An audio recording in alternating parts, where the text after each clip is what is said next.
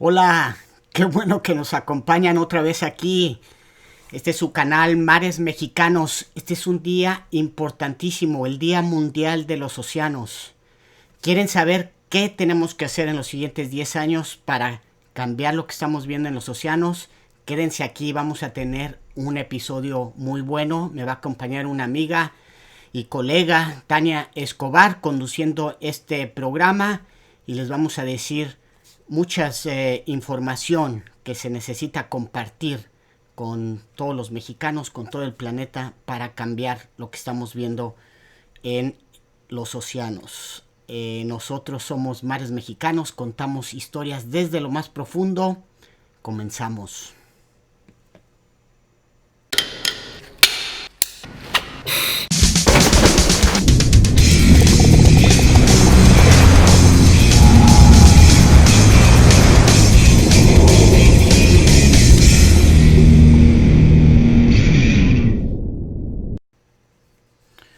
Hola, mi nombre es Octavio Aburto, ya estamos de regreso aquí. Nosotros somos Mares Mexicanos y queremos compartir con ustedes mucha información. Este es uno de los días más importantes del año y aunque deberíamos de estar cuidando los océanos todo el tiempo, vamos a celebrarlo muy bien.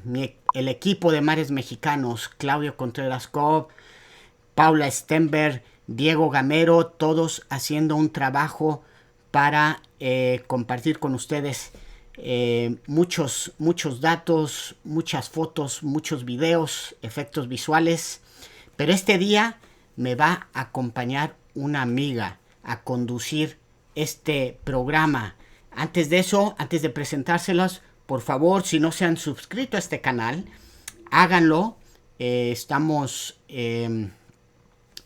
llevando mucha información, estamos más gente se está sumando con nosotros a este canal y queremos que vengan. Ya veo aquí algunos comentarios que nos están escribiendo, pero sin más, déjenme presentarles a Tania Escobar. Tania, ¿cómo estás? Hola Octavio, bien, ¿y tú? Muy, Gracias muy bien. por la invitación y gracias a todos que están aquí con nosotros para compartir un poquito sobre los mares de México y celebrar este Día de los Océanos. Oye, mira qué bonita fondo tenemos, qué bonito fondo tenemos para celebrar este día. A ver, cuéntanos tantito cuál es tu trayectoria para que el público sepa además de lo que vamos a estar hablando hoy aquí. Bueno, yo soy documentalista, camarógrafa, generalmente trabajo haciendo documentales de naturaleza, de vida salvaje y de conservación, haciendo y filmando, ¿no? Este, y este fondo que están viendo ahorita es el fondo de una serie que hicimos en Mares Mexicanos, que se llama Voces del Mar, que cuenta historias de lugares increíbles, bien importantes para proteger y conservar en México y que les vamos a estar platicando un poquito sobre estas historias y estos lugares y qué tienen que ver estos lugares con el Día Internacional de los Océanos y pues hacerles un poquito un spoiler porque estos videos que hicimos en Mares Mexicanos pues también los vamos a estar compartiendo ahora en los próximos días de la semana, ¿no? Esa es la idea. Exactamente, vamos a mostrarles muchas cosas. Ya te mandan muchos saludos desde México, desde varias partes de México. Eh, ¿Qué te gusta de los océanos, Tana? ¿Por qué te Pues relacionas con los océanos? a mí me encanta su diversidad, ¿no? Más en México que tenemos tantos mares diferentes, o sea, te puedes ir al Caribe, luego al Mar de Cortés, al Golfo, al Pacífico, y siempre cada uno tiene una cultura tan única en su gente y en sus especies marinas. Entonces realmente nunca, como documentalista y como camarógrafa, jamás se te acaban las cosas y los temas por apasionarte y es como es un manjar lo que tenemos en México, realmente. Así es, 2/3 de nuestro territorio es mar y la mayoría del tiempo se nos olvida en México estar hablando de los mares mexicanos. Pero vamos a comenzar con un poco de información que les queremos compartir. Solamente decirles que en 1992, en la cumbre de Río de Janeiro, se propuso tener un Día Mundial de los Océanos, y no fue hasta el 2009, 17 años después, que el Día Mundial de los Océanos se estableció. Así que tuvieron que pasar 17 años para que el mundo reconociera que tenemos que hablar más de los océanos. Este planeta es más azul que verde, y mucho de lo que vamos a compartir con todo nuestro público tiene que ver con este día.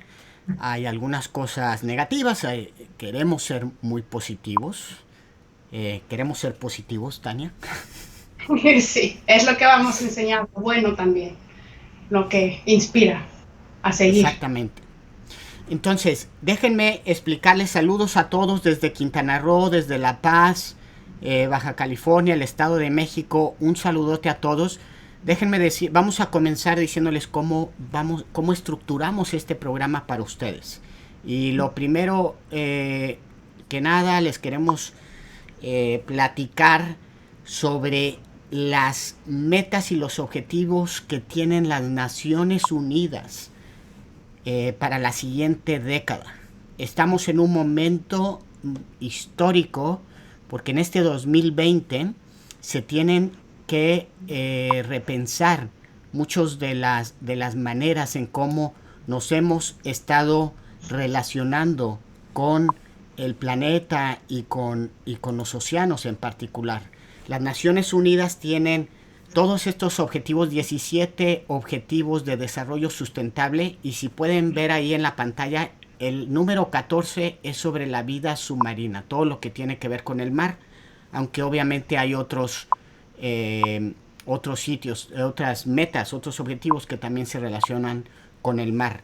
Pero dentro de estos objetivos, principalmente el 14, hay 7 metas que se tienen que lograr en la siguiente década para que cambiemos la manera de o los patrones que estamos viendo en todo en el mundo, en los océanos. El primero es prevenir y reducir la contaminación marina, que ya vamos a estar hablando de esto. La segunda meta importante es que tenemos que minimizar la acidificación de los océanos. Son problemas bastante fuertes que estamos viendo en los océanos. Muchas especies están muriendo por estos problemas. La tercera, aumentar la pesca sostenible, la acuacultura y el turismo. Todo esto, cosas o maneras de relacionarnos, diferentes maneras de relacionarnos con los océanos. Tenemos una cuarta meta, que es fin a la pesca excesiva, ilegal, no declarada y no reglamentada. Todo esto lo tenemos que cambiar muy rápido porque hay mucha sobrepesca en los océanos. También otra de las metas de todos estos países es prohibir subsidios que contribuyan a la sobrepesca. Es muy muy importante que todos los gobiernos y las naciones empiecen a tomar cartas en el asunto, porque se invierte mucho dinero en explotar este planeta y en lugar de invertir ese dinero en recuperarlo.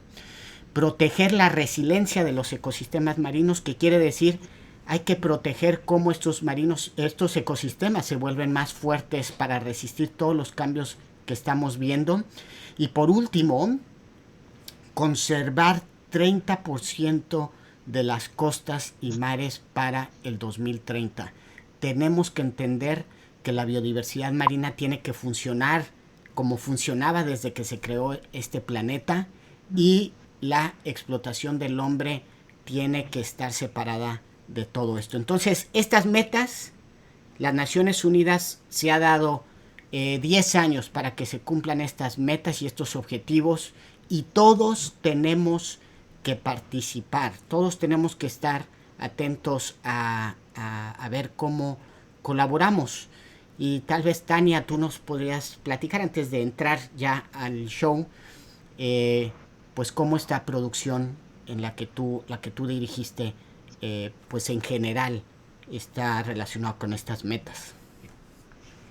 Bueno, lo que queríamos hacer en Mares Mexicanos era encontrar historias inspiradoras que nos pudieran como enseñar cómo se ven estas metas en la vida real, ¿no? Porque cuando lees esas metas así en texto, pues no se vuelven tan tangibles y es difícil imaginarse a veces cómo lo aplicas, o sea, cómo lo aplicas ya en la realidad, ¿no? Entonces esa era nuestra meta en Mares Mexicanos con esta serie, encontrar esas historias y empezarlas a comunicar, ¿no? Entonces por eso la serie se llama Voces del Mar y es lo que nos inspiró es la línea que nos inspiró a empezar a costurar todas estas historias porque son de diferentes regiones de México con diferentes problemáticas, pero todos buscando soluciones, ¿no? Para tornar esas metas realidades.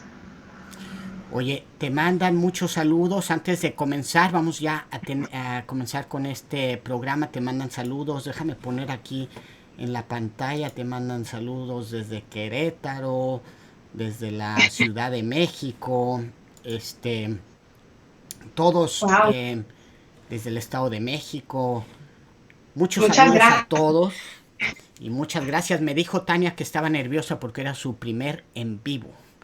Pero Sí, vas no. a ver que todo Está frente a la cámara. este público es muy amable y creo que está muy interesado en, pues en aprender. Saludos desde Aguascalientes, en aprender de todo lo que pasa aquí en los océanos. Entonces, vamos a tener 4 bloques. Estas metas que les acabo de decir, que se compaginan con la producción, los videos que Tania dirigió a través de Voces del Mar, los vamos a dividir en 4 bloques. Amenazas, desarrollo sustentable, regulación y restauración. Y les vamos a platicar un poco de lo que se necesita hacer para lograr estas metas en 10 años. ¿Qué te parece si comenzamos con el primer bloque, Tania? Y Comenzamos, sí.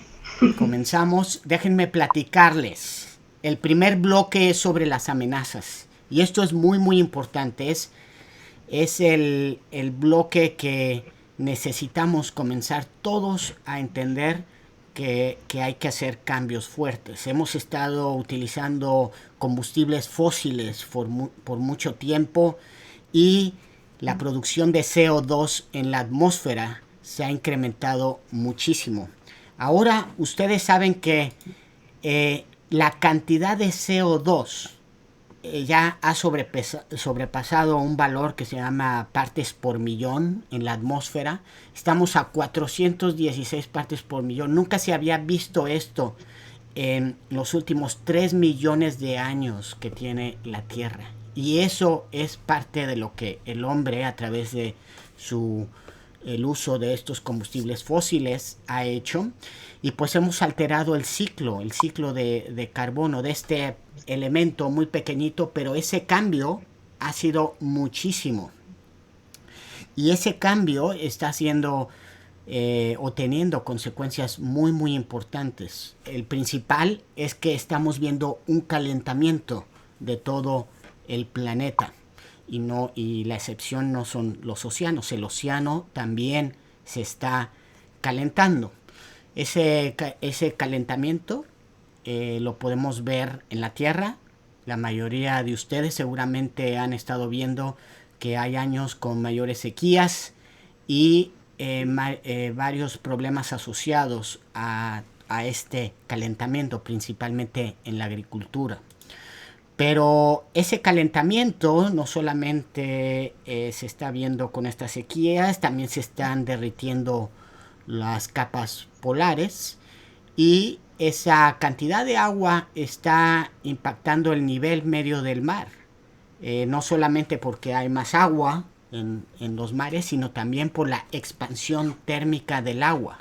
En muchos lugares, en muchas islas, el calentamiento global ya es un hecho. Y en los siguientes años, por ejemplo, para 2100, se espera que el nivel medio del mar esté 1 metro por arriba de lo que ahora tenemos. Y eso pueden ser predicciones conservadoras. Tenemos que hacer muchas cosas relacionadas con esto. Y ese calentamiento también está relacionado con los huracanes. No solamente con la frecuencia de los huracanes, sino con básicamente la categoría, el tamaño de estos huracanes. Seguramente ya han estado viendo que cada vez tenemos más huracanes de frecuencia de intensidad número 4, intensidad número 5, y eso está relacionado con toda la energía que se está generando por el calentamiento de los océanos. Pero también estamos con otras tecnologías haciendo modificaciones muy fuertes.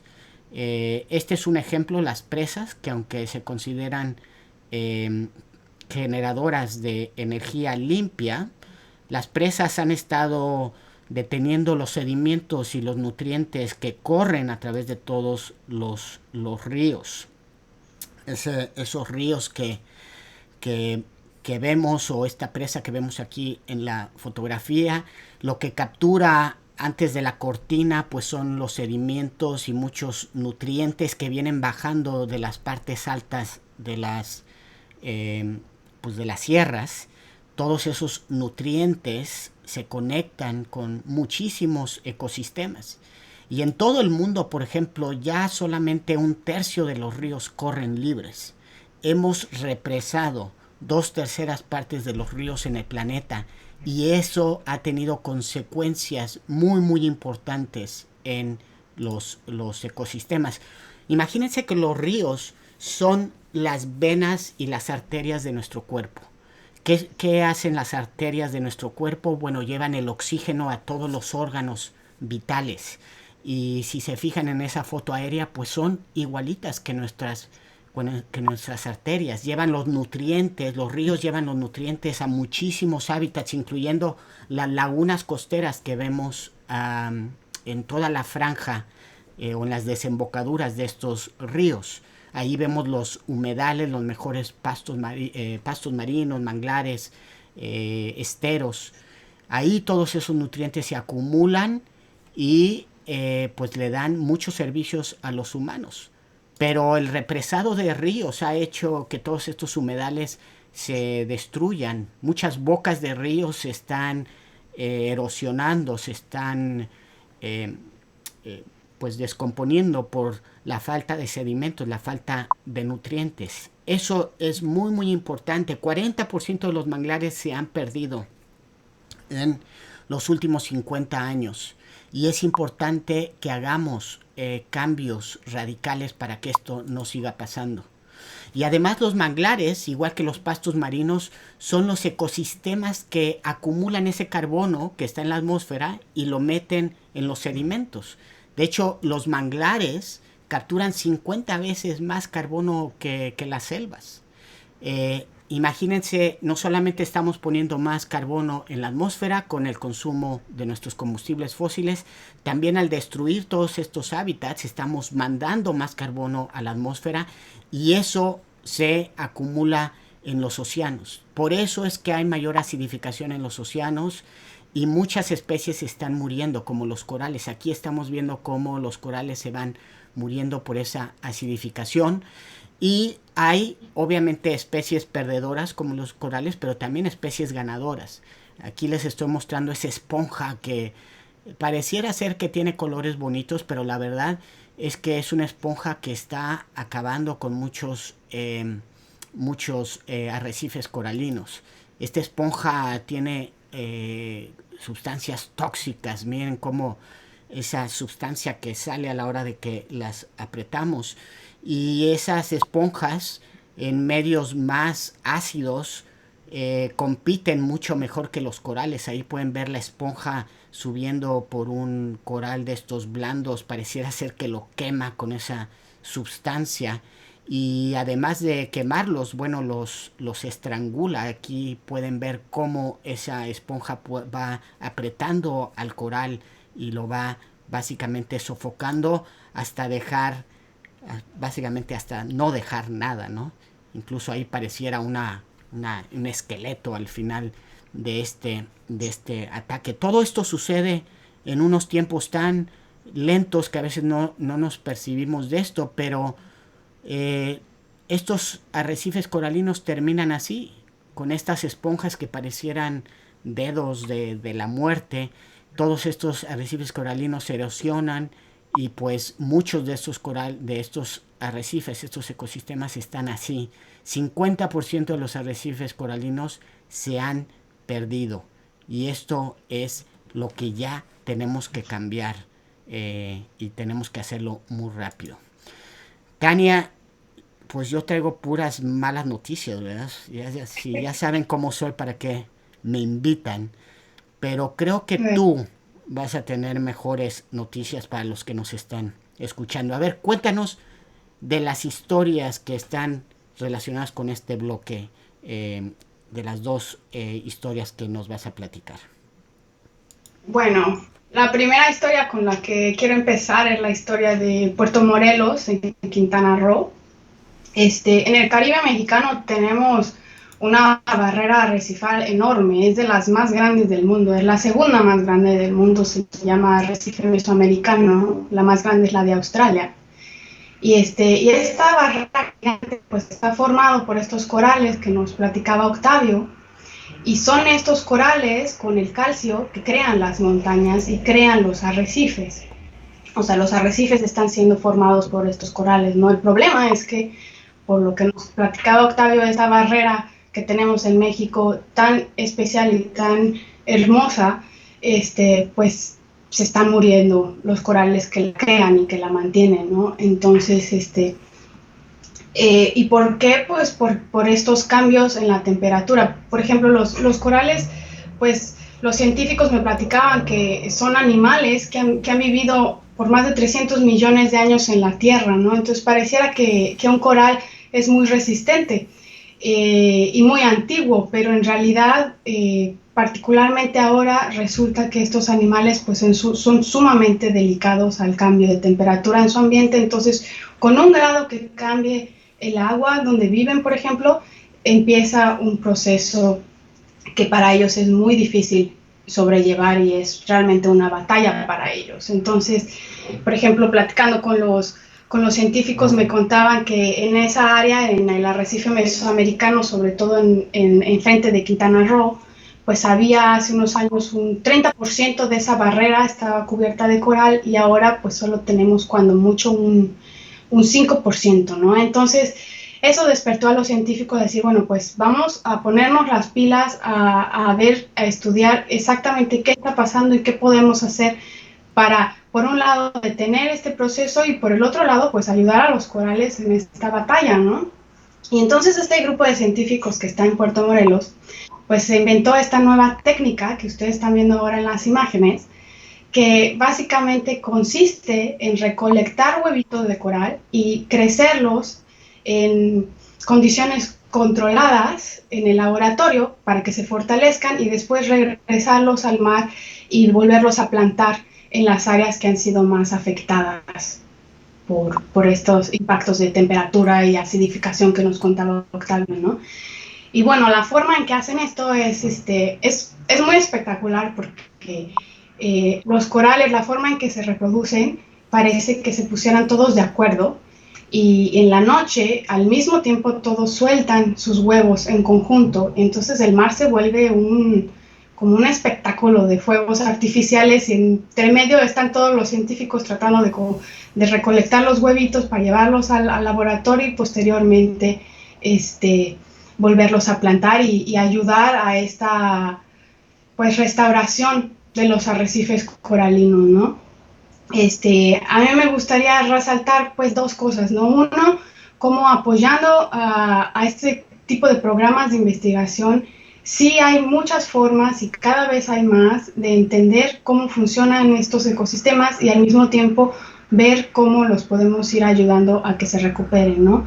Pero por otro lado, una de las cosas que hacían mucho, pues reflexionaban mucho los científicos con los que platicaba, era que para ellos podían estarse enfocando en buscar las técnicas para entender exactamente cómo están siendo afectados estos corales, cómo los podemos ayudar, pero por otro lado, pues no pueden estar solos en la batalla, o sea, necesitan que los ambientes que ellos están ayudando a recuperar, pues no vayan a volver a matar los corales, sino que se recuperen en conjunto. Entonces realmente es una acción en la que necesitan pues el apoyo de todos los mexicanos, ¿no? Entonces esa es Increíble, una. increíble. Oye, y esta otra también sería parte de las producciones que dirigiste, ¿verdad? Sí, esta es la historia de Cozumel, que también está cerca de Puerto Morelos, también como están viendo es parte de este arrecife mesoamericano gigante. Y bueno, la historia de Cozumel, Cozumel es famosísimo, ¿no?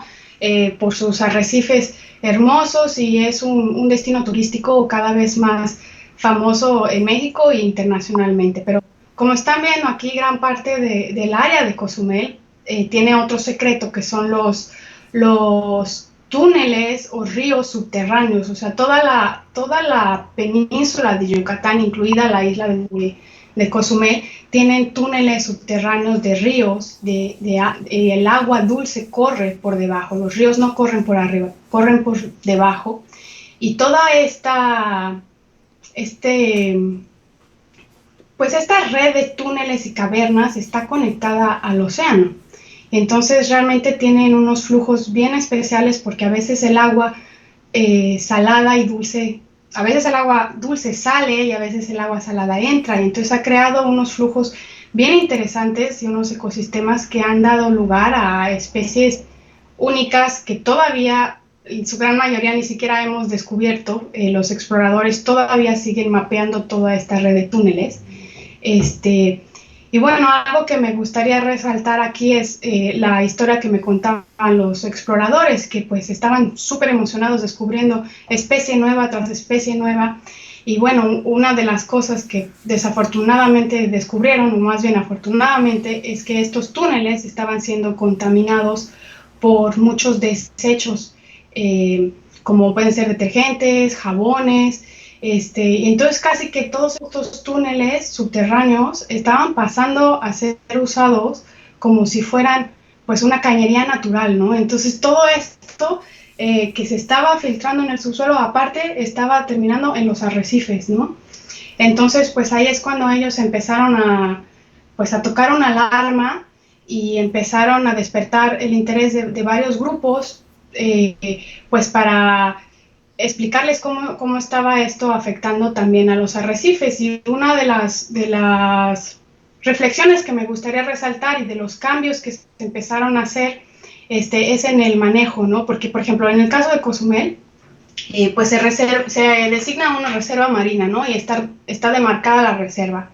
Pero el problema es que no hay reglas en la parte terrestre. Y entonces, como no hay una reglamentación en la parte terrestre, pues, y lógicamente lo que estás tratando de conservar, pues está siendo afectado por todos estos desechos que le están llegando a través de esa red del subsuelo, ¿no? Entonces, realmente varios grupos se han esforzado muchísimo tomando como base toda esta información que los exploradores, pues, nos trajeron a la luz, para cambiar la forma en que se maneja la parte terrestre de Cozumel y de Yucatán, ¿no? O sea, porque al final de cuentas, pues lo más importante para Cozumel y Yucatán, pues es el turismo, ¿no? Y si matas lo que principalmente atrae el turismo, pues ahí pierden todos, ¿no? Entonces es el cambio que se está viviendo en los últimos años. Buenísimo, pues si tiene preguntas, ya veo aquí que hay varias preguntas, también muchísimos saludos a muchos amigos, muchos conocidos. De repente tú te me cortas, ahorita me voy a cambiar estos audífonos, pero espero que el en vivo esté oyendo bien. Creo que se oye bien. Pero saludos a a muchos amigos, Rachel Graham, que ya hablaremos de agregaciones de peces. Por ejemplo, hay una pregunta, Tania, que dice Ariadna Sánchez, que qué es lo que hacen estos buzos con estas mallas que ponen ahí en los corales. Y a ver, platíganos tantito, pero también recordarles que hoy se estrena, de hecho, hoy es el primero Puerto Morelos en la noche. Sí, ahí en el video vas a poder escuchar ahora sí que de voz de los científicos una explicación más detallada, ¿no? Pero a grandes rasgos lo que están haciendo es recolectar los huevitos. Los huevitos están saliendo del coral y en esas mallas los están recolectando para luego llevarlos al laboratorio y ayudarlos a crecer. Y también Patti Santos nos dicen que los manglares acumulan aproximadamente 5 veces más carbono que otros ecosistemas forestales, no 50 veces más. Bueno, los científicos siempre andamos ahí tratando de ver si es 5 o 50, ¿verdad? Y pues ahí los científicos seguiríamos teniendo estas discusiones. Pero lo más importante es que los manglares son uno de los ecosistemas más importantes de captura de carbono y se están perdiendo a pasos agigantados. Y si es 5 o es 50, lo que deberíamos de estar discutiendo es por qué perdemos o por qué hemos perdido 40% de los manglares pues en muy pocas décadas. Y ahorita vamos a seguir hablando de eso. Pero de nuevo, si tienen preguntas, por favor, mándenos sus preguntas. Ya vamos 30 minutos que empezamos este show y tenemos mucha más información y aparte tenemos unos invitados. Así que por aquí había una pregunta que luego ya no las encuentro, pero ¿cómo afecta a la salud de los océanos la actividad turística? Y con esta pregunta, ¿qué te parece si pasamos al siguiente bloque, que es el desarrollo sustentable? Entonces déjame platicar un poco sobre este tema de desarrollo sustentable y después nos comentas de los documentales. Bueno, pues en el desarrollo sustentable tenemos que hacer muchas cosas. El primero es, como ya Tania lo mencionaba en el episodio de Cozumel, estamos viendo que fertilizantes y muchos compuestos que utilizamos principalmente en la agricultura llegan al mar y se está ocasionando muchísimos problemas en muchas regiones. El más conocido pues es el que nos ha platicado Tania, pero en muchos otros lados sigue siendo lo mismo. La agricultura tenemos que comenzar a pensar cómo hacer cambios importantes en la agricultura, principalmente porque ahorita 30% de la comida que se produce se desperdicia. Y eso es importantísimo. Podríamos estarle dando a miles de millones de personas más comida, pero por la manera en cómo producimos esta comida, con tanto fertilizante y tantos otros mecanismos a nivel industrial, estamos no solamente produciendo esos problemas, también desperdiciando muchísimo. Uno de los grandes problemas que está afectando las zonas costeras, hablando de manglares, es por ejemplo cómo llevamos a cabo cierto tipo de agriculturas, como la palma, la agricultura de palma, para extraer el aceite de la palma. Todos estos monocultivos, ya veíamos en otros episodios de Mares Mexicanos, cómo están acabando humedales y pues todos tenemos que participar en esto, porque todos o la mayoría de los alimentos procesados que consumimos llevan aceite, grasa o manteca de palma. Entonces, si comemos muchos de estos alimentos procesados, hamburguesas y cereales y muchas cosas, muchas marcas que ustedes podrían ir ahorita a averiguar que se dedican a utilizar esto, deberían de tener mucho mayor responsabilidad de lo que está pasando con muchos de estos ecosistemas. Por eso es importantísimo que entendamos cómo estas industrias están afectando a los océanos y a las costas. la pregunta que nos hacían, ¿cómo el turismo afecta? Bueno, en muchos lugares los desarrollos turísticos son también los que están acabando estos ecosistemas. En Cancún también, en Yucatán, en la península de Yucatán, estamos viendo este gran desarrollo, grandes hoteles que supuestamente en pro de generar mayor crecimiento económico están destruyendo estas ecosistemas. Tenemos que cambiar la manera en cómo percibimos. Los ingenieros civiles deberían de estar pensando mejor en cómo desarrollar las viviendas, en los desarrollos urbanos, y embebernos en la naturaleza en lugar de estar destruyendo. Y el plástico, yo he tenido muchísimas discusiones con conocidos, familiares, amistades, pero es un hecho que el consumo de plástico es un impacto tremendo. Estamos vertiendo 8 millones de toneladas de plástico directamente a los océanos y esto tiene que cambiar. El consumo de plástico tiene que cambiar.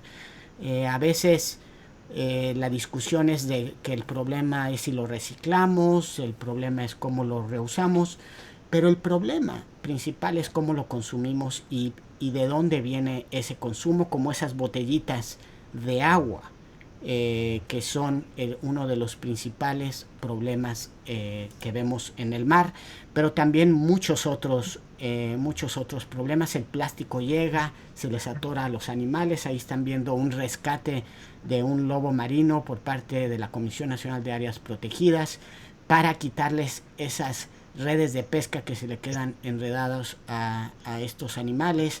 Y así tenemos lobos marinos, tenemos tortugas, tenemos una infinidad de animales que están comiendo este plástico y están muriendo, están siendo atrapados.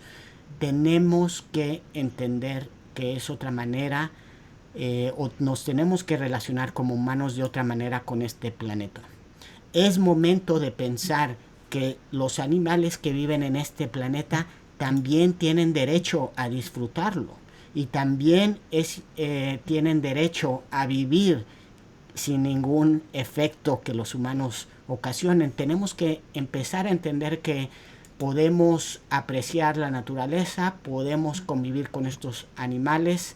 También este planeta es de ellos, los océanos. Ellos estuvieron en los océanos antes que nosotros y tenemos que darles ese espacio y mantener estos hábitats. Incluso lo más importante es que relacionarnos de otra manera con estos animales genera beneficios o mejores beneficios económicos para muchísimas poblaciones. Aquí están algunos números de cómo países han tratado de generar más economías alternativas a la extracción, solamente por la contemplación o la recreación con estos animales. Ahí está Bahamas, ahí está Fiji, ahí está la República de Palaos. Pero pues en México no es la excepción. En muchos lugares estos avistamientos generan mucha inversión.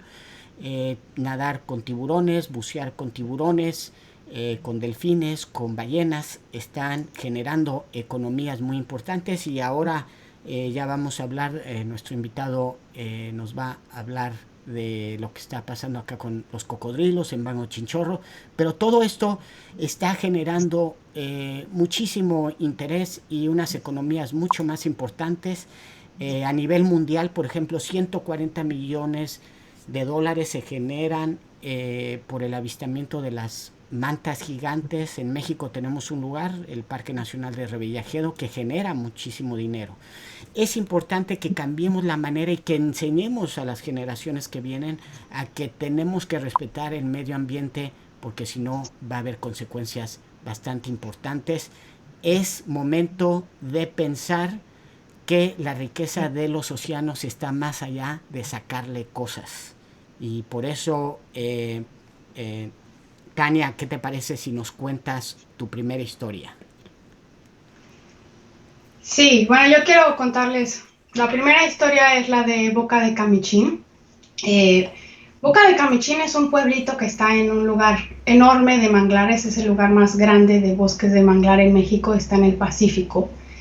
Y Y lo bonito de esta historia es que realmente cuenta como lo que se ve cuando una comunidad enseña a las nuevas generaciones a tener beneficios económicos para poder vivir de manera sustentable, ¿no? Entonces, esta comunidad viven y han vivido por muchas generaciones cultivando ostiones, o sea, realmente es completamente el sustento de este pueblo, ¿no? Antes no lo cultivaban, antes lo sacaban del mar, entonces todo el mundo se metía a bucear y sacaba la cantidad que pudiera de ostiones, ¿no? Ahora sí que el que sacaba más ganaba más y no había ningún control, ¿no?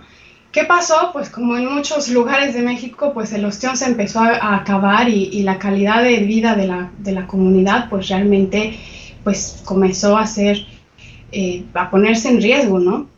Entonces, en esa época lo que pasó es que llegaron un grupo de biólogos a Boca de Camichín y empezaron a preguntarle a la comunidad que estaba bajo ese problema, ¿por qué no intentaban comenzar a hacer acuicultura? Acuacultura. Y entonces, pues la comunidad se interesó y le dijo, pues sí, sí queremos, pero pues no sabemos cómo. Entonces los biólogos les empezaron a enseñar y fue un proceso de aprendizaje mutuo, porque había muchas cosas que los biólogos no sabían localmente, que las comunidades tenían ese conocimiento, y entonces fueron trabajando una forma de empezar a generar esta acuacultura con el ostión. Y entonces en lo que terminó, eso pasó hace varios años, ¿no? Pero entonces en lo que terminó es que la comunidad ahora crea esas collares que están viendo en los videos de conchitas de ostión y luego las cuelga en el río, en esas estructuras de madera, y deja que el ostión crezca solito, naturalmente, porque naturalmente el ostión desova en el río, que me lleva un poco a hacer la reflexión de las presas, que a veces pueden parar ese tipo de desoves naturales. Entonces, cuando este desove cae por el río, pues los ostiones bebés se pegan a esas conchas y solitos empiezan a crecer. Entonces, simplemente la comunidad manteniendo ostiones vivos y saludables colgados y cultivando los otros, sacándolos, va teniendo un ingreso y pues un recurso para ellos vender y comer, y al mismo tiempo sin acabárselos y sin afectar al medio ambiente, que es el mangle donde ellos viven, porque aparte el ostión pues también ayuda mucho a mantener la ecología del lugar, ¿no? Entonces el Marismas Nacionales, como están viendo ahí en los videos, tiene una cantidad de aves marinas impresionante, y al mismo tiempo pues es uno de los principales vertientes de nutrientes al mar mexicano, ¿no? Entonces realmente esta actividad es súper interesante. Y retomando un poquito la pregunta del turismo, pues esa es una forma de apoyar a las comunidades, o sea, en lugar de irte a un todo incluido, por ejemplo, apoyas más y vas a tener una experiencia turística muchísimo más placentera. Si te vas a Boca de Camichín, te comes unos ostiones y aparte disfrutas toda esa naturaleza, porque aparte ya también las comunidades están empezando a desarrollar paseos turísticos y todo eso, ¿no? Entonces esa es una historia y un lugar de México bien bonito a conocer y a saber lo que está haciendo su gente, ¿no? Y bueno, esta otra historia, aquí ya cambiamos de historia, es sobre Playa del Carmen, ¿no? Generalmente cuando tú piensas en Playa del Carmen no te imaginas que lo más emocionante de Playa del Carmen es ir a bucear con tiburones. Y yo creo que es uno de los cambios más espectaculares, en mi opinión, porque que está cambiando el estereotipo que tiene mucha gente. Entonces yo lo mejor que les puedo recomendar es, si tienes miedo de tiburones, ve a Playa del Carmen, métete a bucear con ellos y vas a ver qué experiencia y qué cambio radical va a ser en tu vida y tu forma de observar y apreciar estos animales, ¿no? Realmente les vas a dejar de tener miedo. Entonces la historia de Playa del Carmen inicia con un grupo de buzos que querían llevar a estos grupos a bucear con los tiburones, porque generalmente en Playa del Carmen tenemos tiburones toro, hembras, preñadas, que van a esas áreas a dejar a parir a sus bebés en las áreas de mangles, porque ahí ya están más protegidos. Y entonces están en toda esa área y realmente no son agresivos. Entonces este grupo de buzos empezaron a organizarse para llevar al turismo, a tener esta experiencia. Y lo más bonito es que, por ejemplo, antes, pues el turista estaba acostumbrado a ir al Caribe a comer, por ejemplo, cazón, ¿no? Que son los tiburones bebés cazados del mangle. Y ahora la transición que está viendo es que México pues se está convirtiendo en un destino internacional súper importante para el buceo con tiburones y ha cambiado radicalmente lo que es la economía. O sea, ahora, antes un tiburón era más valioso como comida en un plato y actualmente pues no lo es. O sea, actualmente toda la comunidad se ve más beneficiada en mantenerlo vivo en el mar, incentivando toda esta industria de buceo, ¿no? Entonces es un ejemplo de cómo manteniendo principalmente en el Caribe, o sea, las poblaciones de tiburones, los arrecifes, invirtiendo en mantener todo eso vivo, a largo plazo es muchísimo más conveniente y va a generar un turismo más sustentable y para más tiempo que acabarse todo de un jalón y pues la verdad ahí nadie va a querer ir a Playa del Carmen porque no va a haber nada que ver, ¿no? Sería la historia. Increíble, increíbles tomas. A ver, queríamos conectar a algunos amigos que participaron en estos documentales, Tania, pero para por todos los problemas que hemos tenido de conexión, decidimos que mejor nos mandaran sus opiniones, un video sobre todo lo que ellos, algunas ideas que ellos tienen. De hecho, me gustaría poner antes de pasar el video de nuestro invitado esta pregunta o este comentario de Renata.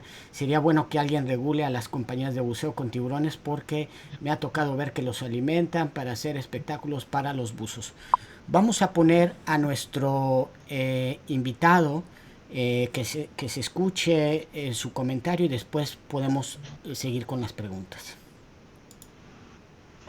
Hola, buenos días. Mi nombre es Luis Lombardo, soy el director de Saving Our Sharks. Antes que nada quisiera agradecer la oportunidad a todo el equipo de Mares Mexicanos, primero por haber aparecido en el documental hace unos años y ahora por la oportunidad de platicarles un poco sobre la experiencia después del documental, cómo nos fue. Pues para nosotros fue una actividad muy importante, fue el primer documental en el que participamos y gracias a él pudimos difundir un poco más el mensaje de conservación de los tiburones y sobre todo la problemática que se enfrentan estos animales. Gracias a esto pudimos generar un sentimiento colectivo de conciencia de los tiburones, logramos generar un proyecto de ordenamiento comunitario de la actividad de buceo con tiburones. Al mismo tiempo pudimos también conciliar con la comunidad pesquera para evitar la depredación de estos animales mientras estábamos haciendo la actividad. Y al día de hoy logramos generar un proyecto en el que se incorporaban casi 60 tiendas de buceo en el manejo de esta actividad con el uso de horarios, reglas y turnos. Fue una experiencia increíble, logramos avanzar muchísimo en la conservación de estos animales y creo que en gran parte fue gracias a la difusión que pudimos dar de nuestro mensaje. Nuestro principal reto actualmente es darle continuidad al proyecto. Desde hace 6 años iniciamos con un proyecto de manejo comunitario de la actividad de buceo, el cual fue transformado ya a una actividad oficial al incorporarlo a la nueva reserva de la biosfera Caribe mexicano.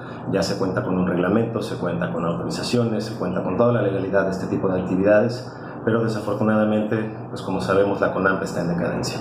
Se le han recortado fondos y la vigilancia y monitoreo de todas estas actividades que nosotros hicimos pues está en riesgo. Si bien ha sido un manejo comunitario ahora con la entrada de CONAMPE, el cobro de derechos y demás, pues por supuesto que estaríamos también esperando que ellos hicieran algo del trabajo, ¿no? Que nos apoyaran en el ordenamiento, en el monitoreo, pero pues con las condiciones actuales va a ser muy muy complicado. Así que pues tendremos que volver a lo nuestro, a ser nosotros quienes manejamos esta actividad, quienes protegemos los tiburones, quienes vigilamos.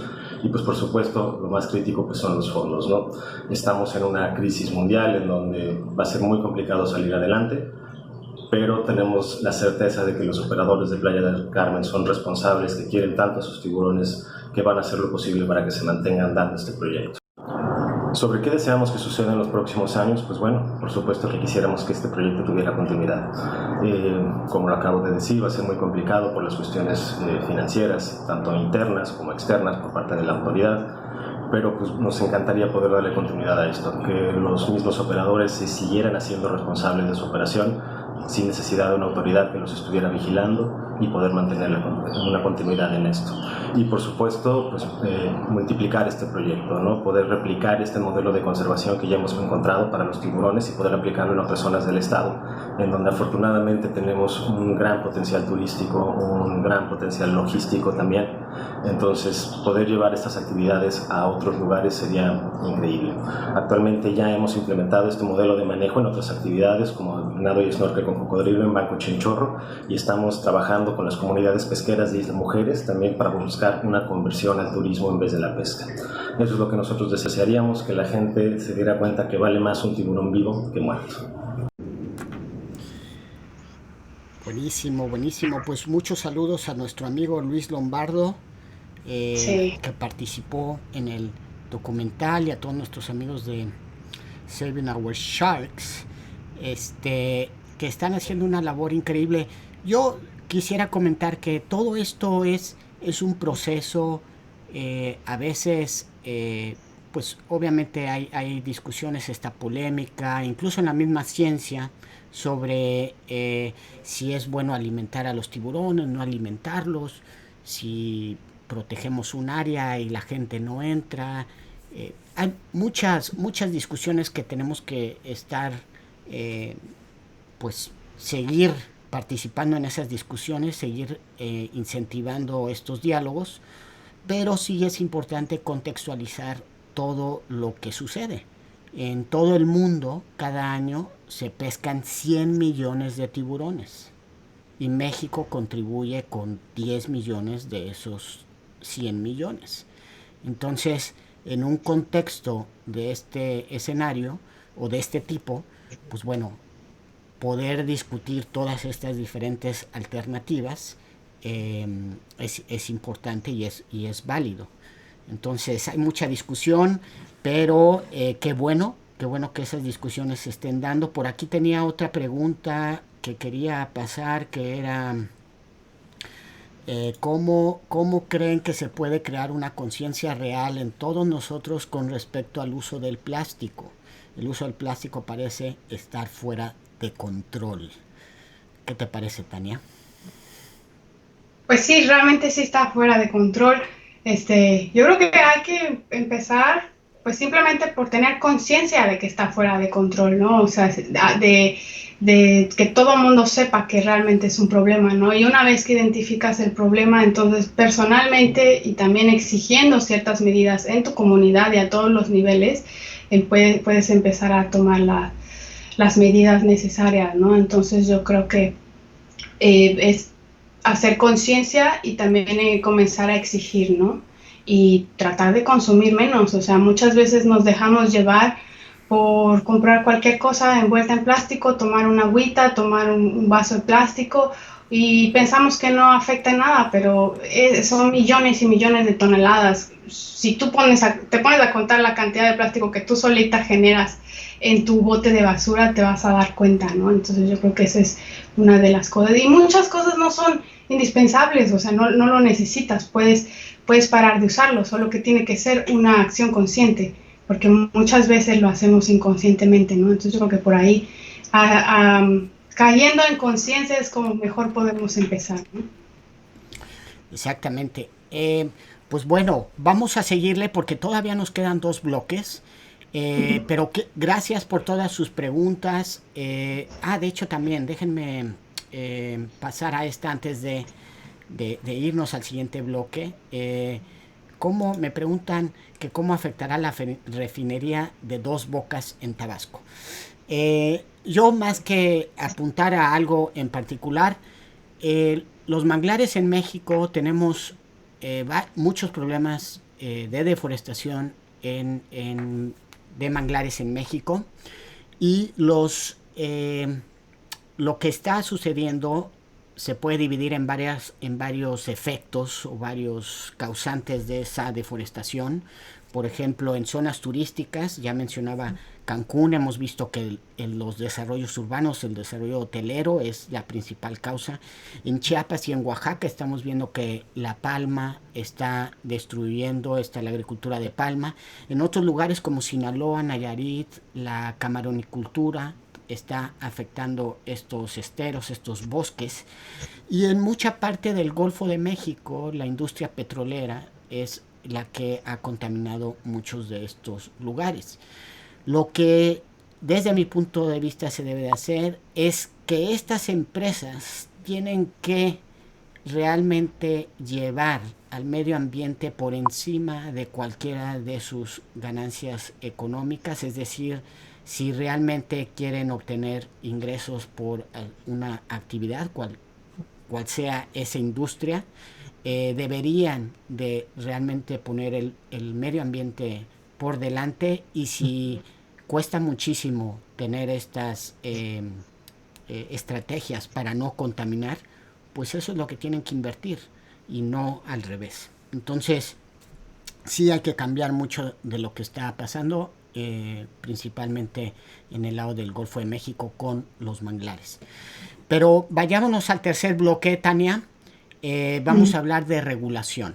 Y comienzo yo porque soy el que trae las malas noticias, aunque quería comenzar con esta diapositiva de el Alto Golfo de California. Ahí tengo muchos muy buenos amigos pescadores que les mando un fuerte abrazo y un gran saludo. Hace mucho que no los he visitado, pero quiero decir desde manera personal, y creo que también como coordinador del grupo de mares mexicanos, es que nosotros respetamos esta actividad pesquera que tenemos en México. Es una actividad tradicional, es un sector muy importante, y respetamos obviamente a estas personas que van todos los días, se levantan muy temprano en su embarcación, pequeña embarcación, y van y con el esfuerzo de su trabajo pues dan el sustento para sus familias. Sin embargo, como decía, todo hay que ponerlo en perspectiva y en contexto. Esta foto que ven aquí es de un pescador que me encontré cuando visité la isla o Jamaica, el país de Jamaica, y como ven está en una tabla de surf y estaba alejado de la costa y estaba pescando, y lo que encontró fue este pequeño pez, una cabrilla, y esa iba a ser su alimento de ese día. ¿Qué quiero llegar con esto? Como ya habíamos mencionado, no partimos de cero, no partimos de ecosistemas prístinos o naturales, sino que ya hemos explotado por muchos cientos de años, miles de años, el hombre ha explotado estos sistemas y ya estamos viendo consecuencias muy fuertes y tenemos que mejorar. Tenemos que mejorar porque hay problemas muy importantes en el mundo, pero también en México. Y en el caso del sector pesquero tenemos que mejorar en tres cosas muy importantes que se refieren a estas metas que dijimos que era parte de este programa. Tenemos que mejorar en reducir la pesca ilegal. Tenemos que mejorar en reducir o desaparecer la pesca que no se declara. Y tenemos que mejorar en la pesca que no está reglamentada. Y los primeros beneficiarios de reducir todos esos problemas es el mismo sector pesquero. Entonces tenemos que hacer muchos esfuerzos para que esto no suceda. Les voy a mostrar 3 ejemplos de pesca ilegal, no declarada y no reglamentada. Este es un pez perico, es un pez loro. Cuando estos peces llegan la noche, van, se esconden en las piedras, a veces crean unas burbujas como unos capullitos y duermen. Básicamente esto que están viendo aquí es un perico que está dormido. Obviamente no tiene párpados como nosotros y por eso los ojos están así, pero el pez está dormido. ¿Y qué pasa si ustedes llegan con un arpón en la noche y los matan? Pues eso es lo que vemos que está sucediendo en muchas partes, no solamente del mundo, sino en México.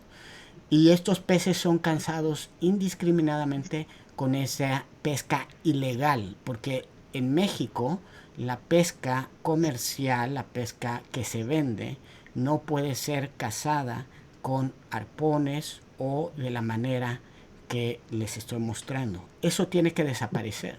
Ese es uno de los grandes ejemplos y sucede incluso en áreas naturales protegidas. Tiene que desaparecer. Este es el otro ejemplo, una pesca no reportada. Hay, en teoría, muchas de estas especies de tiburones, bueno, estas especies en particular, los de tiburones, están protegidas, no debería de haber comercio internacional.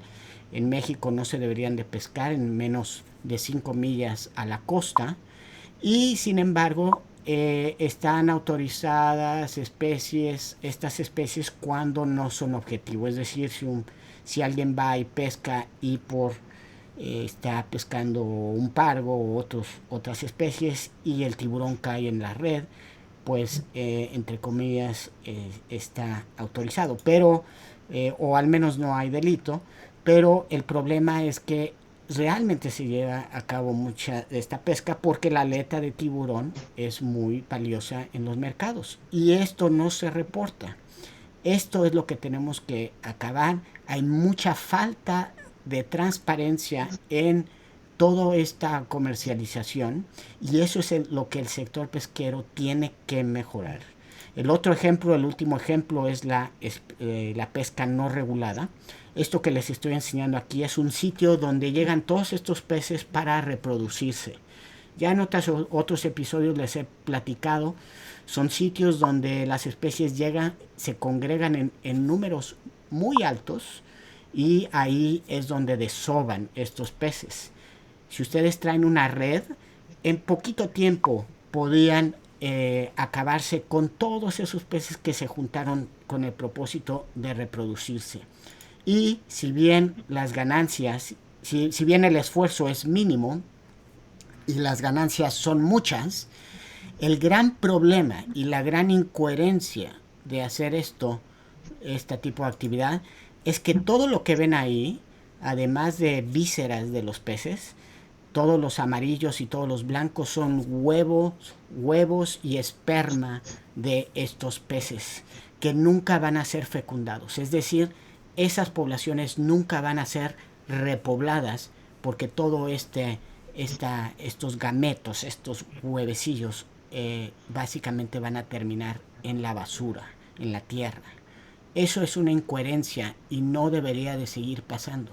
Y por eso es que el sector pesquero tiene que evolucionar y evolucionar en muchos sentidos. Como les decía, una de las grandes metas es que todos los gobiernos no inviertan dinero para generar más sobrepesca.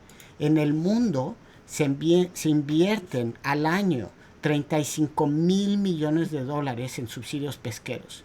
Y la mayoría de estos subsidios pesqueros no son subsidios que ayuden al mar. Se les conoce como subsidios buenos y malos, y la mayoría de estos subsidios van o son subsidios malos. ¿Qué es ser un subsidio malo? Pues es que ese dinero se invierte en gasolina, que ese dinero se invierte en redes, como si tener más gasolina o tener más redes va a aumentar la cantidad de peces en el mar. Un subsidio bueno debería de ser para tener arrecifes protegidos, arrecifes en buen estado de salud que generen más pesca. Y eso es lo que a veces las autoridades de pesca o los gobiernos no siguen sin entender y siguen invirtiendo en más sobrepesca. Y además muchos de estas pesquerías, principalmente la pesca industrial, se ha desviado completamente del propósito. Estos barcos que en teoría están pescando camarones pueden devastar áreas con sus redes en minutos o en pocas horas. Todo lo que la naturaleza creó en miles de años, millones de años, en una sola barrida puede ser desaparecida. Esto es incoherente y en el siglo XXI ya no debería de suceder. Y también otros barcos que utilizan redes donde podrían entrar más de 10 aviones Boeing 747, capturan en muy poquito tiempo bancos de peces como sardinas, anchovetas, y son básicamente extraídos del océano. La energía que le costó al sistema muchísimo tiempo. Y además, estos animales, estas sardinas y anchovetas, son la fuente principal de casi toda la vida en el mar. Eso es también algo que no ha sido regulado perfectamente y se le sigue subsidiando. Además de que toda esta cantidad de peces, en el caso de las sardinas, el 85% se va a la fabricación de alimento para pollos, puercos, vacas y otros peces de acuacultura. Y ustedes me podrán decir, bueno, lo transformamos en esa comida que luego no los comemos. El problema es que en la transformación perdemos 65% de toda esa biomasa que se pesca. Imagínense, todas esas toneladas de animales que se pescan se pierden el 65% se pierde simplemente para hacer esa transformación. Son de las cosas que ya no pueden pasar y que como públicos, como ciudadanos, deberíamos de exigir a nuestros gobiernos que eso no esté pasando. Ya sabemos qué pesquerías y qué cooperativas pesqueras son las que están funcionando. Ya sabemos que hay modelos que han estado funcionando y sabemos, que es lo más importante, que cuando hay un buen sistema de cooperativas, estos sistemas funcionan. Entonces yo sé que otra vez dije puras cosas malas, pero Tania nos va a alegrar la vida con estos ejemplos. Bueno, una de las historias que quiero compartirles de cómo se ve cuando una cooperativa funciona es la de Alto Golfo. Alto Golfo está en el delta del río Colorado, justo hasta arriba del Mar de Cortés, y ahí vive un pueblo indígena pesquero que se llaman Cucapá. Y los Cucapá han pescado por generaciones, la pesca es realmente su cultura y su identidad, ¿no? Y lo que ellos pescan actualmente es corvina. ¿Qué pasó? Que pues en esa época no había ningún tipo de regulación y pues la corvina se empezó a acabar, ¿no? Y entonces empezó a despertar un proceso bien interesante en la comunidad porque empezaron a surgir estas lideranzas indígenas, principalmente mujeres, que empezaron a llevar a la comunidad a pensar y a ponerse de acuerdo en cómo encontrar alternativas para recuperar el pescado, ¿no? Y entonces dentro de esas alianzas y alternativas que encontraron es que empezaron a trabajar con investigadores y científicos que también estaban interesados en estudiar y en comprender un poco el ciclo de vida de estos peces, ¿no? Entonces, pues empezaron a hacer un monitoreamiento en conjunto de su pesquería. Y todos los datos que se iban generando sobre este monitoreamiento de la pesquería, pues eran traducidos de los científicos, de los investigadores, a estas líderes indígenas que posteriormente los comunicaban con su comunidad y les daban y les ponían en la mesa los datos que necesitaban saber para tomar las decisiones clave, ¿no? Que era, bueno, ¿cuánto vamos a pescar esta temporada? ¿Cuánto va a pescar cada quien? ¿Cuánto va a sacar cada quien? ¿Y cuánto tiempo va a durar la temporada de pesca? ¿Y cuánto tiempo tenemos que darle a estos animales para que se puedan recuperar y para que la siguiente temporada tengamos que pescar, ¿no? Entonces, esta historia es bien bonita, bien interesante y sobre todo yo creo que pues ejemplifica mucho la importancia de crear estos vínculos y estos puentes entre las comunidades, entre las pesquerías y las cooperativas y la gente que está haciendo la ciencia y intentando entender todos estos ciclos ecológicos de las pesquerías, ¿no? Porque si cada quien trabaja por su lado, pues no se alcanzan las metas y en esta historia todavía hay muchos problemas, hay varias metas que hay que alcanzar, pero por lo menos, en mi opinión, la diferencia es que todavía hay corvina, ¿no? Y si no se hubiera hecho eso en el pasado, pues probablemente estas comunidades ya no estarían pescando, ¿no? Ya se hubiera acabado todo. Y te voy a pasar la siguiente. La siguiente es otra cooperativa que está del otro lado de la baja, está en el Pacífico, y esta cooperativa está instalada en un pueblito que se llama Punta Abreojos, Y la historia es un poquito similar a la de los Cucapá. En realidad no existía un ordenamiento pesquero, no existía un manejo y pues generalmente sacaban como se podía, ¿no? Había mucha pesca ilegal, hasta que se acabó todo. Entonces lo que principalmente sacaban era langosta, era abulón y diferentes especies de peces, ¿no? Entonces llegó un momento en que realmente la pesquería colapsó y en esa área hay algas gigantes, bosques de algas gigantes, que realmente abrigan una gran cantidad de peces y era impresionante cómo realmente se acabó todo. Entonces las personas de esa comunidad me contaban pues cómo hubo un proceso de transición en que la comunidad se vio forzada a tenerse que organizar y encontrar las técnicas para que esas pesquerías pues se recuperaran y después de que se recuperaran encontrar la forma de que no regresaran al pasado y se las volvieran a acabar. Entonces lo que hicieron es designar ciertas reservas y designaron reservas que eran cerradas a la pesca. Dijeron, en esta área no se va a pescar nada, vamos a dejar que se recupere. Y una vez que se empezó a recuperar todas las especies marinas en esa área, que es impresionante la rapidez con la que si el mar se ayuda, o más bien lo ayudamos, se recupera muy rápido, y entonces ahí empezaron a aplicar lo que se llama manejo pesquero, ¿no? Y que es básicamente lo mismo, saber cuándo se va a pescar, cuánto se va a pescar, y un tipo de reglamentación que permite a la comunidad pues organizarse y proteger pues sus pesquerías y tener una actividad que les va a ayudar a ser sostenibles por muchos años. Entonces la historia de Punta Abreojos también es realmente un ejemplo a seguir para muchas otras cooperativas en Baja California, ¿no? Bueno, Baja California Norte. Pues unos ejemplos muy importantes, ejemplos de que sí se puede lograr, aunque suene difícil, sí se puede lograr reducir la pesca ilegal, la pesca no regulada, la pesca no reglamentada, y solamente es decisión tanto de las comunidades y también de líderes con mayor visión en la administración pesquera.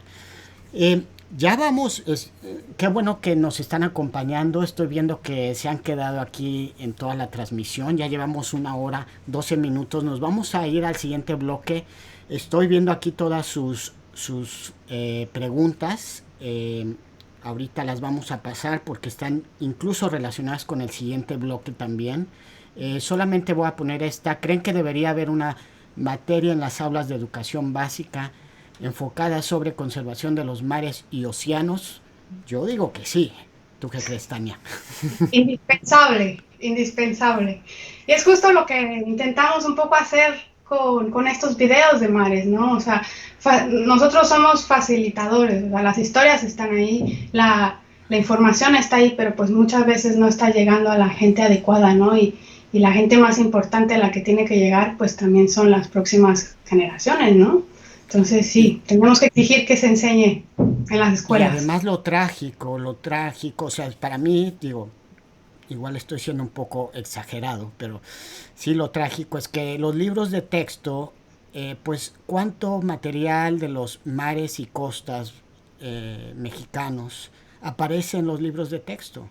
Ustedes sabían, ¿cuántos de ustedes sabían que 2/3 partes del oxígeno que estamos respirando viene del mar? ¿Qué nos enseñan en la escuela? El oxígeno que respiramos de los bosques, de las plantas. No, las microalgas generan 2/3 partes del oxígeno. Todo el clima de este planeta está controlado por los océanos y en los libros de texto no aparece casi nada. ¿Qué te parece si quise poner otra vez aquí nuestro fondo, que no lo hemos usado mucho, pero vámonos al... ¿Cómo? Más bonito ese fondo. Exacto. Vámonos al cuarto bloque, porque este bloque yo creo que es realmente uno de los más importantes. Déjenme comenzar con algo que ya había hablado en un programa anterior, en el Día de la Tierra, que me invitaron a participar, sobre un concepto que en inglés se le está llamando rewilding, Y en español realmente todavía no se acepta, pero obviamente aquí me fui a Wikipedia y alguien ya puso resilvestración. Hay una controversia enorme, pero el punto de todo esto es que en el contexto en el que estamos, el humano tiene que comenzar a ayudar a que se recupere este planeta y los océanos en particular. La resilvestración son recuperaciones a gran escala, no es trabajar ahí en una parcelita, es realmente recuperar ecosistemas y hay varias cosas, varias acciones, desde eliminar especies que las hemos introducido, reintroducir especies que las hemos eliminado, y la más importante, y que es la que me quiero enfocar más, es en dejar a la naturaleza sin la presión del hombre. Y si dejamos a la naturaleza sin la presión del hombre, la naturaleza sabe cómo regresar. Y entonces los 3 ejemplos que les tengo y que Tania nos hablará más o son parte de los documentales de Voces del Mar, uno es este pececito que se ve bonito, pero es el pez león. Es muy llamativo, es una especie del Indo-Pacífico y por varias razones ya llegó al Caribe y ha sido devastador. Y ahí pareciera ser que el pecito está nadando, pero la verdad es que la guardaparque de Banco Chinchorro lo está cazando porque hay un programa muy importante para erradicarlos del sistema. Ese pececito que ven ahí come muchísimo, es uno de los grandes depredadores de muchos peces pequeñitos y además se reproduce muy muy rápido. Entonces, sin la ayuda del hombre, en este contexto en el que estamos ahorita, donde esa especie está por todo el Caribe, va a ser muy difícil que estos ecosistemas se recuperen. Sin embargo, también sabemos que si se les deja recuperar a muchos de los ecosistemas, animales más grandes como cabrillas, como meros, tiburones, pueden alimentarse de este pez. Ahorita, como no tienen depredadores, es parte de por qué han devastado mucho de esto. Donde me quiero enfocar son 2 ejemplos en donde los humanos han dejado a la naturaleza ser, a los océanos ser. Uno de ellos es la isla del Coco. En inglés le llaman Cocos Island, pero es una isla que pertenece a Costa Rica y es un parque nacional que fue implementado en 1978. Y ese parque nacional está completamente cerrado a la pesca y, como pueden ver, la cantidad de animales que se pueden ver en esa reserva es increíble. Están todas las poblaciones de peces en un nivel muy muy elevado de salud, y los espectáculos que uno puede ver ahí son increíbles. Las tortugas marinas abundan, llegan aquí para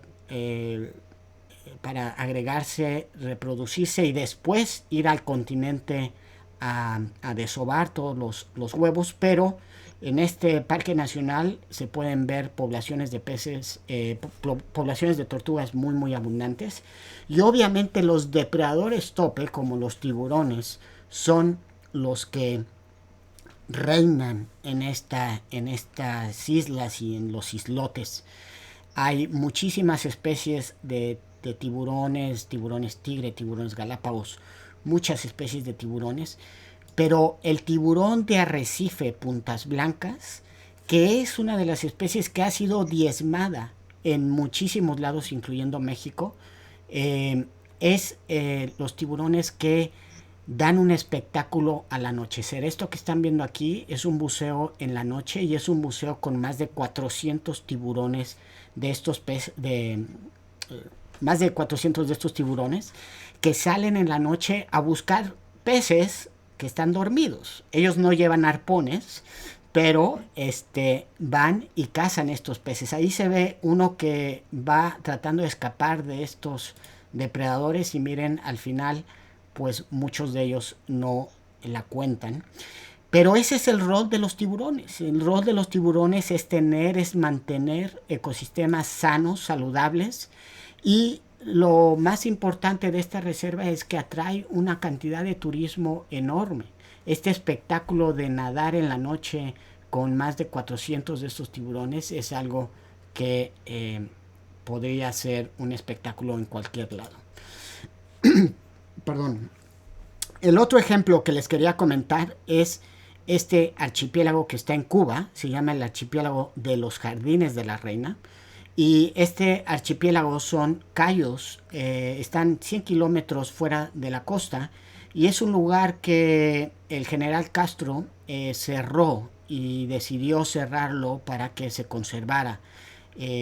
Todos estos cayos tienen manglares y pastos marinos, y lo que uno puede ver ahí es realmente increíble. Comenzando por la productividad más increíble que he visto dentro de manglares.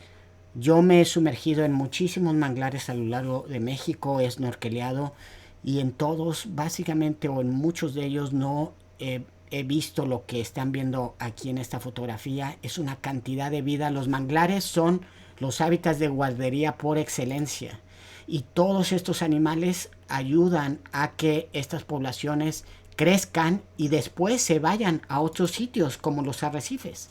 En estos manglares de Cuba no solamente los peces se han recuperado, también mamíferos como estos pequeños roedores que se llaman jutillas.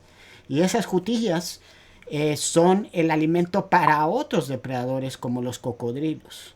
Y los cocodrilos, junto o de la misma manera que los tiburones protegen los arrecifes o mantienen la salud de los arrecifes, los cocodrilos mantienen la salud de los manglares.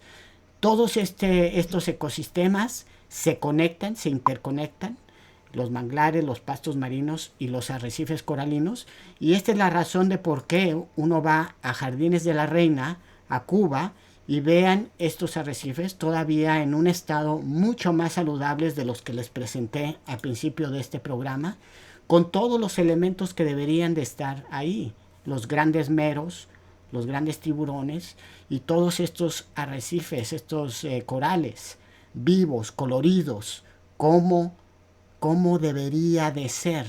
Y esto fue porque se decidió cerrar un área y que se protegiera esto.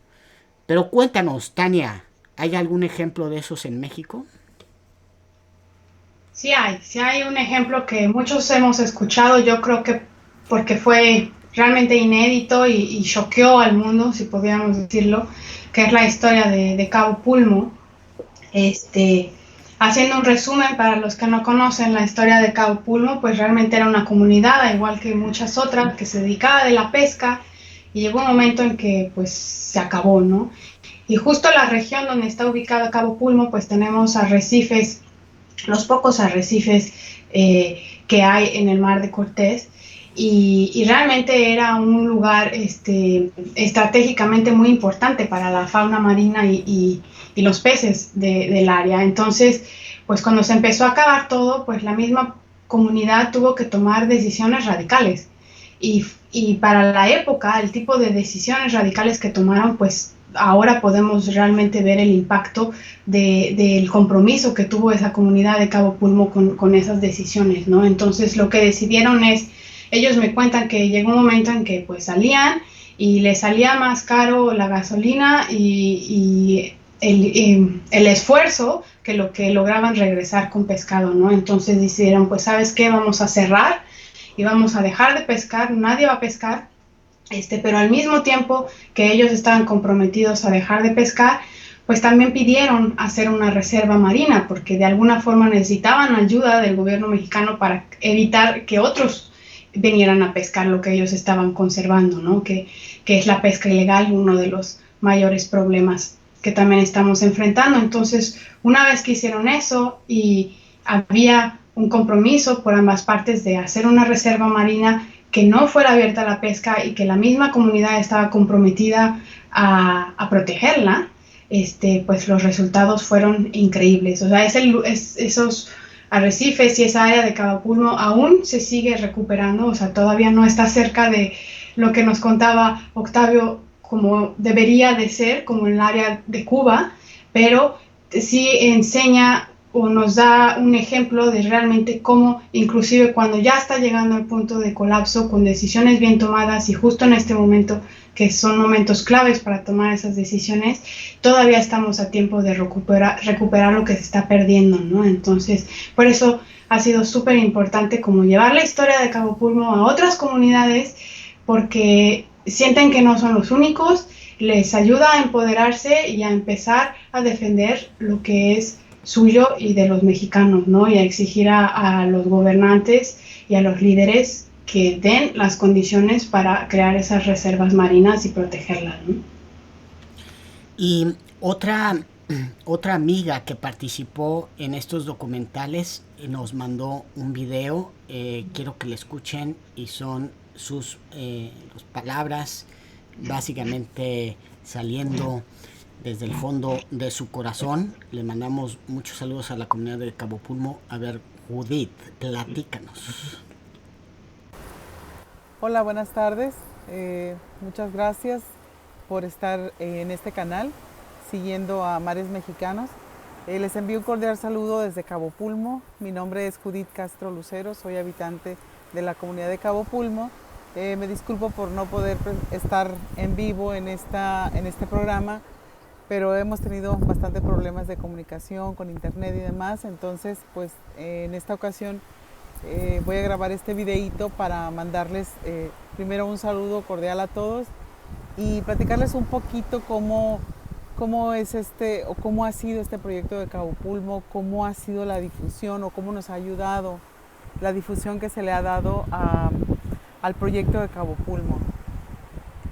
Pues en primer lugar debo decir que pues a través de la difusión que nos han ayudado a dar diferentes canales, diferentes personas, diferentes asociaciones, diferentes amigos como Octavio Aburto, nos ha ayudado en mucho a que se conozca la historia de Cabo Pulmo, a que se conozca cómo fue que una comunidad de pescadores decide dejar de pescar para convertirse en prestadores de servicios turísticos. Pero más que nada y más importante que eso, pues se convirtieron en los más fieles guardianes de un ecosistema que ya se encontraba devastado y que gracias a los cambios que hicieron se pudo recuperar y que ahora es un gran éxito de conservación. Sin embargo, pues esto no fuera posible que se conociera en el mundo si no existieran estos canales de comunicación y de difusión, como lo es Mares Mexicanos, como lo fue Voces del Mar, que vinieron y contaron la historia, como lo han sido tantos medios de comunicación y amigos que nos han ayudado a difundir todo esto. La magnitud de lo que pasó, lo que ha permitido y lo que nos ayuda a poder incentivar, a poder inspirar a otros pueblos a que tomen la decisión precisamente primera de conocer sus ecosistemas y de apoderarse o empoderarse de manera que puedan conservarlos y que puedan tener también un ingreso económico a través de sus recursos naturales de una manera que no sean dañados o sean impactados lo menos posible. Entonces, para nosotros ha sido de mucha ayuda y bueno, nuestra economía a raíz de este gran cambio obviamente cambió. Nuestra economía mejoró bastante. Llegaron más turistas gracias a toda esta difusión que se hizo. Empezamos a recibir cada año mayor número de turistas que vienen a conocer precisamente el éxito de conservación que es Cabo Pulmo. Y así ha pasado en los últimos años. Cada año aumenta considerablemente el número de turistas. Entonces, ¿qué es lo que nosotros estamos haciendo en este momento? Creemos que este gran éxito de conservación puede terminarse de un momento a otro si nosotros no tomamos las medidas necesarias precisamente para poder encontrar un equilibrio entre los turistas que podemos recibir y lo que podemos ofrecer. ¿Por qué? Porque no estamos buscando nosotros ni hacernos millonarios, ni tampoco permitir que el arrecife se destruya por una cantidad no controlada de turistas visitando el sitio. Por supuesto que nosotros decidimos vivir del turismo, sin embargo, no queremos un turismo de masa. Y creo que el reto más importante que tenemos ahorita es precisamente ese, buscar nosotros el equilibrio, buscar nosotros mismos, así como tomamos una decisión hace 25 años, justamente ayer fue el 25 cumpleaños del Parque Nacional Cabo Pulmo, del cual me siento muy orgullosa.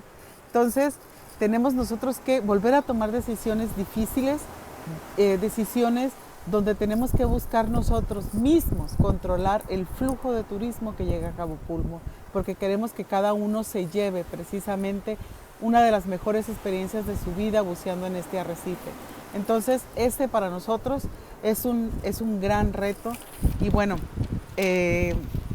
creo que como hace 25 años lo podemos lograr, también con ayuda de ustedes. ¿Qué es lo que yo quisiera? Pues que gracias a estas decisiones que tomemos nosotros, con la ayuda de muchos y así como lo hemos venido obteniendo con la difusión de ustedes y de otros amigos, pues esperamos que precisamente siendo un éxito de conservación, también se convierta en un éxito de manejo. Precisamente que sea un éxito donde las demás comunidades, donde otros pueblos, donde otras áreas naturales protegidas puedan tomar el ejemplo de Cabo Pulmo y decir, bueno, si ellos pudieron, ¿por qué no? Nosotros también lo podemos hacer, pero que tengan la película completa, porque justo lo que es un gran éxito se puede convertir en un gran fracaso si nosotros no tomamos medidas. Me gustaría en un futuro ver que Cabo Pulmo siga siendo un gran ejemplo, no solo de conservación, sino también de organización, de una comunidad que decide su futuro y no es precisamente buscando ser millonario, sino precisamente buscando seguir conservando el sitio, estando bien organizados para un excelente manejo y que esto sea una inspiración siempre para muchas comunidades y para otras áreas naturales protegidas.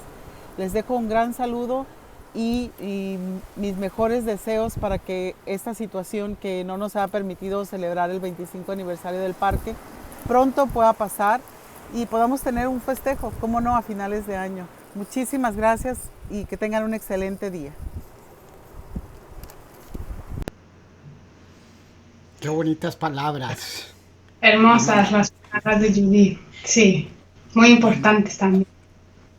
Les mandamos un fuerte abrazo, que con todo esto del coronavirus no se pudo celebrar los 25 años de la creación de Cabo Pulmo.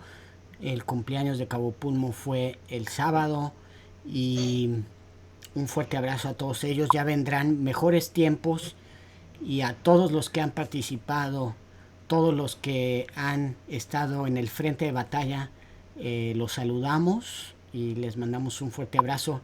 Y tenemos todos que seguir apoyando. ¿Algo que quieras decir antes de que ponga algunas preguntas que son importantes? No, yo creo que pues también mandarles un gran abrazo y mucha fuerza y resaltar eso que dice Judith, ¿no? O sea, la importancia de el hecho que se designe una reserva, o sea, esto no se acaba nunca, es una constante aprendizaje. Y yo creo que la comunidad de Cabo Pulmo nos continúa enseñando muchas cosas. Entonces, yo espero que en todo México cada año empecemos a tener más Cabo Pulmos, ¿no? Poco a poco. De hecho, una de las preguntas es cuáles son las problemáticas a la hora de crear una área marina protegida y cómo poder resolverlos. Y Judith, pues bueno, no lo explicó al detalle, pero ahí está, ¿no? Siempre, y tú mencionas, es un proceso. Son muchos factores.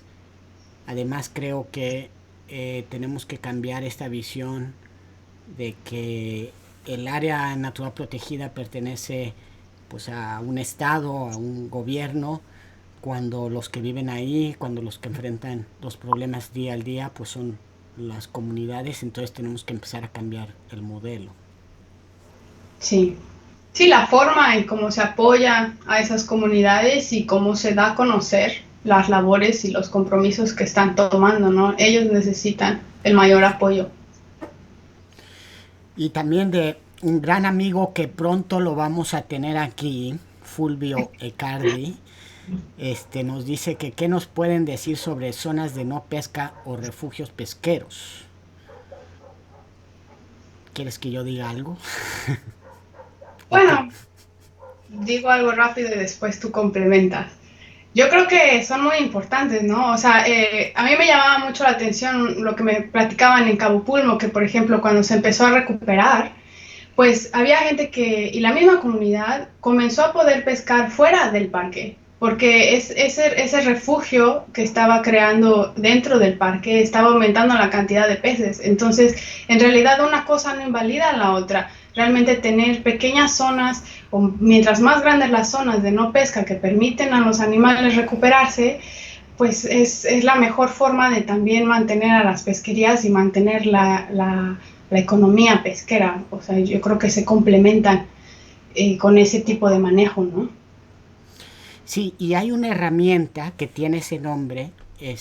Las áreas marinas protegidas es una herramienta que viene del sector del medio ambiente, pero desde el sector pesquero hay una herramienta de manejo que se llama refugios pesqueros, y que si bien tiene un nombre distinto, el objetivo es si no igual, muy similar. Básicamente dejar un área sin la presión pesquera y que al paso del tiempo se recupere lo que se pescaba ahí, para que en un futuro se pueda seguir pescando más. Hay varias diferencias entre cuánto tiempo se deja, si es permanente, si es total, pero la idea es la misma. Y ya hay ejemplos en México de refugios pesqueros que están dando resultados, si no a la escala de Cabo Pulmo o de otras áreas, sí están dando resultados positivos. ¿Por qué no lo están dando a la escala de Cabo Pulmo u otras áreas, como el Parque Nacional de Revillagigedo? Simplemente porque son muy chiquitos. Pero en Baja California Sur, de los 11 refugios pesqueros o 11 refugios pesqueros que están en un corredor entre La Paz y Loreto, el refugio pesquero más grande, que era es de 500 hectáreas en un principio, fue el que tuvo más cambios significativos en la biomasa de peces, lo mismo que vemos en Cabo Pulmo. Los pescadores estuvieron tan contentos de los resultados después de 5 años que cuando el gobierno revisó y propuso si estos refugios se quedaran, los pescadores de la comunidad de Agua Verde solicitaron que se quedara el refugio, pero que se ampliara al doble de las hectáreas. Ahora están protegiendo 1000 hectáreas de mar dentro del Golfo de California. Aún sigue siendo chiquito. Cabo Pulmo son 7000 hectáreas y es chiquito. Entonces, si estos resultados están siendo muy buenos, la pregunta es ¿por qué no estamos replicando y haciendo más esfuerzos para implementar más Cabo Pulmos, más refugios pesqueros y apoyar a las comunidades con subsidios buenos que pudieran estar vigilando, monitoreando y protegiendo estos sitios? Esa es la gran pregunta, Tania. Sí, y que tenemos que exigir que se empiece a hacer de esa manera, ¿no? Exactamente. Bueno, pues estamos ya casi llegando al final, ya nos queda muy poquitito. Quería ponerte una pregunta que tal vez nos va a ayudar a cerrar con este programa, que espero todos los que se han estado conectando, hemos tenido muy buena audiencia y no se nos han ido muchos, se nos han escapado ahí un par, pero los vamos a ir a corretear después. Te preguntaban por aquí que ¿cuáles son los retos que has tenido o se tuvieron para filmar estos documentales? ¿Qué nos podrías decir acerca de eso? Bueno, yo creo que hay mucho que platicar y me lleva a hacer un poquito de spoiler. Luego vamos a hacer otra sesión donde vamos a compartir tips y un poco más detrás de cámaras de cómo fue hacer estos documentales y y compartir ese conocimiento con otras personas que pueden estar interesadas en también comenzar a hacer ese tipo de documentales en sus comunidades, ¿no? Entonces, ahorita no voy a explicar todo el proceso, pero voy a invitarlos a acompañarnos a la siguiente sesión donde vamos a dar más información sobre cómo hacerlo, ¿no? Y cómo fue todo el proceso. Exactamente, voy a tener el gusto de entrevistar a Tania en unas 2 semanas y todos los que quieran saber más de estos documentales, pero acuérdense que hoy comienza a las 7 de la noche, Ciudad de México, la transmisión de estos documentales. Van a estar cada uno se van a estar poniendo todos los días de aquí hasta el 20 de junio, creo, si no mal recuerdo, o 19 de junio. Va a ser un día cada sesión. Son documentales cortos, pero que explican todo esto que quisimos decir, que en los siguientes años pues tenemos que cambiar, tenemos que hacer cambios, ajustes a nuestras vidas muy fuertes si realmente queremos tener estas metas. ¿Qué conclusión, qué reflexión te queda, Tania? Estamos ya casi cerrando el programa.